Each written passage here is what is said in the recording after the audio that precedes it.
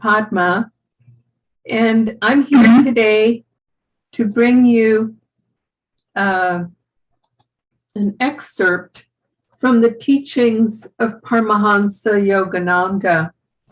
We do this at 12 o'clock on weekdays, my husband and I alternating. And today's reading I would like to offer is very simple. It's barely even one sentence. The quotation from Yogananda is, "Seclusion is the price of greatness." And I've often pondered on this statement because for most of us, I know for myself, when I first started practicing spiritual seclusion, meaning a time away from all my daily responsibilities, being completely alone somewhere, ideally other than my own home, having absolutely no distractions, seeing no people, keeping silence for a week, and trying during that week as much as possible to meditate, to chant, to read inspirational writings by, in my case, by Yogananda and Kriyananda, or perhaps occasionally by another saint that they point us towards in alignment with our teachings. And so for each person, it can be very individual, but I so longed for that time, that complete stillness, and the opportunity to meditate as deeply as possible. And I remember when we had young children, especially, or when my work life was incredibly busy, so appreciating this time alone with God, my spiritual seclusion.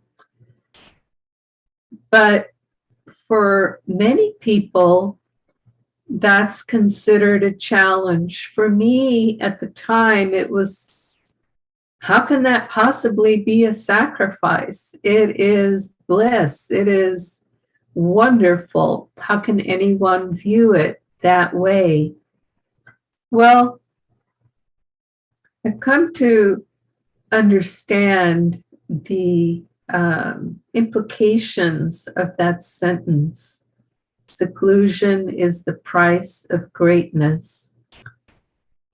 Stepping sideways for just a moment, because of the pandemic, most people, many people, were on lockdowns, have been home, and if they lived alone, they've been by themselves completely during this period, not seeing other people, basically not having any human contact. Perhaps they have connected with people online or on Zoom, but they've had no physical contact. And outside of the spiritual context, to be alone in that way is not for everyone. And so many people have suffered as a result of being estranged from friends and family, from society, and have been very challenged by that and become very lonely in the process. This is a whole other aspect of seclusion. You might call it a forced seclusion. And unless we pick it up by the spiritual thread, meaning unless we have an inner life or we want an inner life, have the ability to go within in meditation, that can be otherwise a very big challenge. But when he says seclusion is the price of greatness, I'm reminded of another forced seclusion that I heard about from a person named Richard Wormbrandt and his wife. They lived in Romania at the time that it was under the communist occupation, and he was a Christian minister.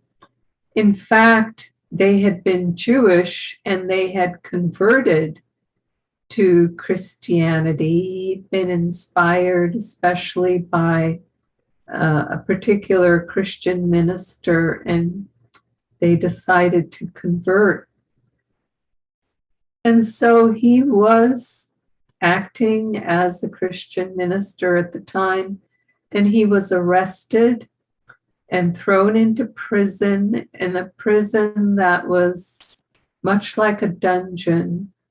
It was absolutely not one ray of light into the space that he lived for many, many years. And it was during that time that he was alone with himself, alone with God. The kingdom of heaven resides within, that he was going deeper and deeper and deeper into his inner life. And the longer he was there, and the more he spent his time in prayer and meditation, the closer he felt to God, the more joy he felt, until he said there was a time when he would use the what do you call those? The handcuffs, the chains that were binding him, and he would use them to clap with joy. And the other prisoners would hear it, and they would begin to clap with joy with him, and they would sing God's name. And so it was that in his case, he really lived the words, seclusion is the price of greatness. There is a price, and for most of us human beings, the giving up of relationships, interconnections, human connections is a big challenge, and it doesn't come easily unless it's guided from within for spiritual reasons. And when it is, then the price of greatness, the seclusion, becomes a gift from God. So I think that's all I have time for this morning on this thought, and I offer you the thought of starting maybe with a few hours, half a day, then a few days. In time, build up some time alone with your inner life. Joy to you, and we'll see you again tomorrow. Bye-bye now.